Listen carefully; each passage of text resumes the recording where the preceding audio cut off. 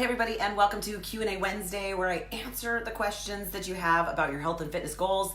Now today I actually had a request to talk about how often we should all be eating. Now of course that's going to vary depending on the person and the goal, but it's a great topic because there's so much information out there. There's a lot of contradictory information out there. I got people asking me about intermittent fasting versus, should I be eating 6 small meals or should I be doing the 3 major meals? Like, what should I be doing? And so I have some answers for you.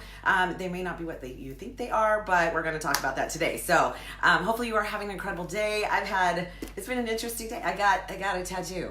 You can't see it. I got an ear tattoo. So yeah, hopefully you can see it back there. I can't even see it. I had to take a picture to see it. So my daughter and I went and got tattoos. Number 2, right? A little bit of addiction going on. So today we're going to talk about what's the maximum or the optimal, I guess we should say, amount of meals that you should be eating. So I have a couple of tips for you, but really it's going to come down to what works best for you. It depends on a couple of different things. So let's talk about that. Number 1, it really depends on your schedule. For some people, I have clients who work some crazy hours, and I have one gal right now who is in school working crazy shifts. It's really difficult for her to eat a lot of smaller meals just because she just doesn't have the time. And there's even times where, during her work schedule, she doesn't have time to stop and eat. And so we've come up with some alternatives and ways that work for her, but it really comes down to what works best for you.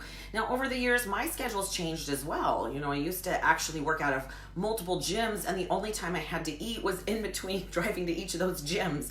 I would shove food in my face as fast as I could go as I was driving. But that's of course not the optimal option. But it's changed. These days, I do a lot from home, and so a lot of times I can come home and relax and eat. But I still tend to do several smaller meals throughout the day because I need the energy. If you remember that food is fuel first and foremost, yes, we know it's a lot of other things. I know that it's social. I know that it can be tradition. It can be a culture. There's a lot more to it. But in general, we feed our bodies so we have energy. We turn the food into fuel so that our bodies can run and function and do the things that they need to do. So again, it has to depend on what your schedule works and what works best for you. Now, there's a couple of different things when it comes to how often you should eat and whether or not you should eat the smaller meals or should you eat bigger meals, and what should you do if you do intermittent fasting. And we'll talk about that in just a second, but it really does depend upon your schedule. The second thing that's going to make a difference is, what are your goals? For somebody who is trying to grow some muscle and needs an excess of calories or a surplus of calories, and it's tough to get those amount of calories in one sitting, you're going to have to eat multiple times throughout the day in order to make sure you get all the nutrients and what you need for that. So not to mention, it depends on what your macro breakdown is too, because if you're trying to eat a lot of protein, which, each of the macronutrients do different things and support different things within your system. So it really depends on your goals. When I'm trying to grow muscle, I actually eat more carbs so that my body will utilize the protein to build and maintain my muscle. So again, it really depends on what you're eating, how you're eating it. But, if you're trying to lean out, one of the benefits of eating more often is you're less likely to binge and eat a bunch of stuff because you're starving, right? If you wait until you're absolutely ravenous, you're less likely to make good choices. So by eating throughout the day, it allows you to kind of curb the hunger pangs. Now, if you don't know the difference between physical hunger and mental hunger, that is the first thing that you need to address, because there is a huge difference. And I remember the first time I realized that, mind blowing, right? I thought you were just hungry, but no, there is a difference. So if you have never noticed that, there's a couple ways to figure out if it's an actual physical hunger or if it's mental hunger. And the first thing that you need to think about is, what are you hungry for and what will work? If vegetables will take care of the hunger, you're probably physically hungry. I know because my stomach just gets angry. It just hops up and goes, hey, listen, it's time to eat. It's been too long. But if you really crave comfort foods or junk food, sugar, those kind of things, even bread, guys, bread turns to sugar in your system. So I find it super funny when people say, I don't have a sweet tooth, I just like bread. I'm like, all right. But totally got myself off track just now. I don't remember what I was just saying. Oh, welcome to my day. It's been a day like that. What was I talking about? Okay, I'll just jump back in somewhere and that'll work. So it really just depends on what your goals are. That's what I was talking about, right? Hopefully that was what grow versus lean. It's going to be a little bit different. So we talked just about food is fuel. Eating throughout the day will also help run your system. And if you're more active, you're going to need more food than if you say you have a sedentary job. You might feel tired at the end of the day, but that doesn't necessarily mean physical tired. A lot of times emotional tired can make you just as tired, but you haven't expended the calories. So again, there's a balance there, and that's really what your goal is. It depends on your goals, but it depends on how that works out. If you're sedentary, you're just not going to need as much fuel, right? Again, there's some different things that might count as a little bit differently, but in general, that's kind of how you work. Now, I'm not a huge fan of the whole calories in, calories out thing. There's so much more information than that. So don't think that will work. But if you think of your body as kind of like being a car, right? And if you want your car to go, you have to actually put fuel in there. Hey, Lynette. Big one. Thank you, Lynette. See, I knew somebody would pop up and remind me what I was talking about. So the difference between knowing whether you're physically hungry or mentally hungry, if you crave comfort foods, if you crave junk, chocolate, sweets, you're probably, we call it phantom hunger. You're not really physically hungry. Sometimes it's actually just because you have such a habit. When I was a bigger girl, I would eat chocolate at the end of every meal because that's just what I did. And so that was one of the hardest habits to break, was at the end of a meal, I wanted chocolate. I thought I was hungry for chocolate, and I wasn't. It was just something that I'd done for a long time, so I was used to it. My body just kind of wanted that.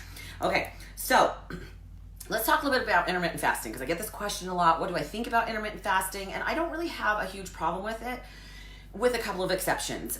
Number one, I see that a lot of people like to use it as a kind of like a loophole to really kind of eat whatever they want and think that, well, because I only eat it in a 3-hour window, I'm not going to gain fat. Well, that's absolutely incorrect. You can't take some sort of diet with a plan and rules and then roll it however you want and expect your body to be okay with it.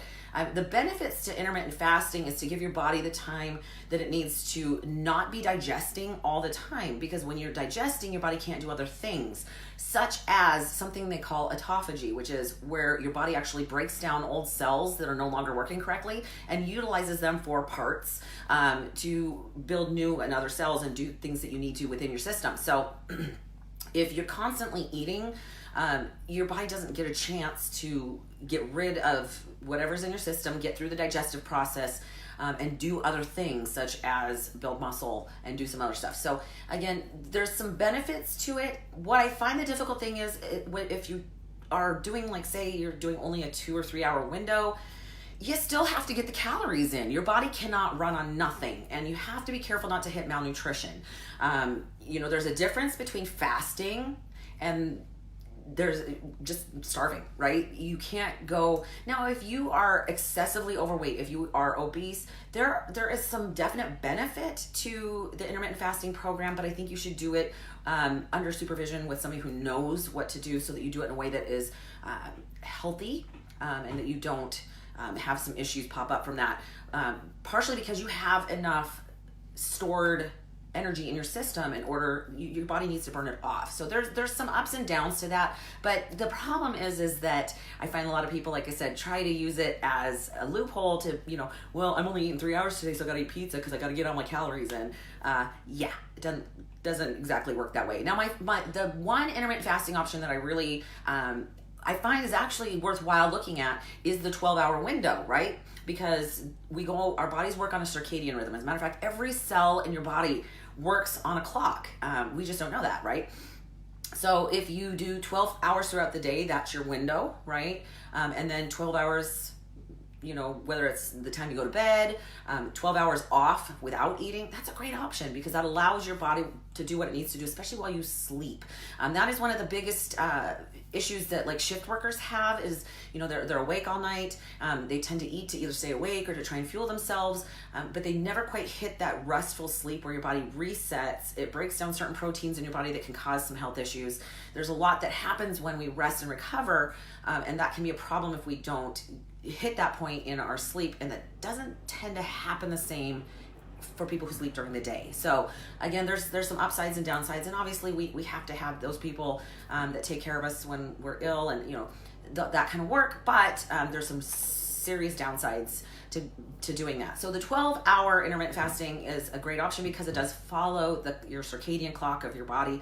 And so if that's something you want to try. Now within my tips for tonight, one of the tips that I have is to not to eat too close to bedtime, based on that, right? Because your body cannot digest and rest and recover and reset at the same time. So I try to finish eating, at least 2 hours before I go to bed. That way, there's a reason I call it breakfast in the morning, because you break your fast, because your body needs that time where it doesn't have to digest. Same thing if you graze all day. If you tend to not eat actual meals, but just kind of eat all day, your body never gets that break that it needs. And so something to rethink about that. Okay, just people popping up, and I probably should look. Sean says I look lean and mean. Yeah, a little bit right now. I got some photo shoots coming up, so yeah. Starting to feel a little bit like Skeletor. That's what I'm going to be for Halloween. I'm going to be a skeleton. Okay, so really, you think about what you're fueling your body with when it comes to what kind of a diet that you're following. But really, your goal is to use what works for you. So if 6 small meals works for you, great. If 3 bigger meals and some snacks during the day so that you're not getting ridiculously hungry. I try to put about 2 to 3 hours between each meal so that my body has a chance to break it down, utilize it, do what it's got to do. And because I'm so active throughout the day and my job requires I'm on my feet the whole time, I need the fuel, right? Here's how I know if I haven't eaten and it's time to eat. First of all, my stomach gets angry, right? I actually have that gnawing feeling in my stomach. I know what physical hunger feels like. But sometimes I've just gotten to the point where I have a headache. I feel kind of foggy. I know that it's probably time to eat. And as soon as I do, I feel better. So, that tells me something right there. All right, so tips. We talked about a couple of them. If I've had people that tell me they forget to eat, which I personally cannot understand, because I base my entire day around my food because, well, first of all, I'm at a deficit. So it's not like I'm eating a ton of extra food. I'm starving. But, if you are struggling to get all your food in, if you forget to eat because you just get busy at work, set an alarm on your phone. It's not that difficult. And if you don't want it to interrupt a meeting, put it on vibrate, right? Stick it in your pocket. That way, when it goes, you go, oh, it's time to eat. Makes it super, super easy. Same thing with water. When people forget to drink enough water, set your phone intermittently so that it goes off and reminds you, hey, you got to eat, you got to drink, get something done. Be careful if you do end up doing smaller meals. Be careful not to overdose. Smaller meal means really smaller meal, right? You break your macros or your calories down for the day, and you have, same amount of calories-ish for each meal, versus if you're doing the bigger meals and snacks, it would be a little different, right? But sometimes people think, well, I've got to eat these 6 meals, and then it ends up being, a 600 calorie meal instead of a 300, whatever the breakdown is supposed to be. And so you end up overeating. Now, if one of those ways does not work for you, if eating 6 smaller meals really becomes that, like instead of 300 calories, it's now 800-900 calories, or if you find you just don't have time for 6 smaller meals, do what works for you. The whole point is you got to get the food in, right? You've got to get the macros in. You've got to get the nutrients in. We eat so that our body can have the nutrients it needs. The calories to fuel our body so we can move, and the nutrients so that our bodies can function, all the vitamins and minerals that it needs in order to be as healthy as possible and help sustain our immune system. So, learn the difference. We talked about learning the difference between real hunger and phantom hunger. I just gave you the tools for that. If you really find that you're struggling because you crave all the time, I'm not going to lie. If you're eating a lot of sugar and that is something that you have to get off of, you're going to struggle a little bit. It's almost better to go cold turkey on that, because first of all, you're going to have some withdrawals, guys. Sugar it lights up the same part of your brain, releases dopamine when you eat it, right? So when you go off of it, you're going to have headaches, you're going to feel miserable, you're going to be kind of foggy. It's one of the big reasons I don't like to start back up eating sugar, because then I really struggle to go off and I feel absolutely miserable when I'm trying to go off. So hopefully that helps you guys come up with some ways that work great for you, setting some really good habits, because you know what, this is a lifestyle. This isn't something you do for 3 months, January, February, March. I reached my goal, let's go back to what I did before and put on 50 pounds. That's not how it's supposed to roll. what you do to get there, you have to keep doing to stay there. So keep that in mind. And if what you're doing now is making you miserable, then it's probably not the right way for you. So have an incredible evening, you guys. Thank you so much for tuning in. Thank you for all your comments as well. And if you have some ideas or some options that might work for somebody, please leave a comment below. You know, the whole point is to share. We're a community. If you have a question that you would like to talk about, you can either leave it below or you can message me directly at Facebook Messenger. I do respond, and I get my best ideas from you guys. So I appreciate all of your participation. Have a good night, you guys.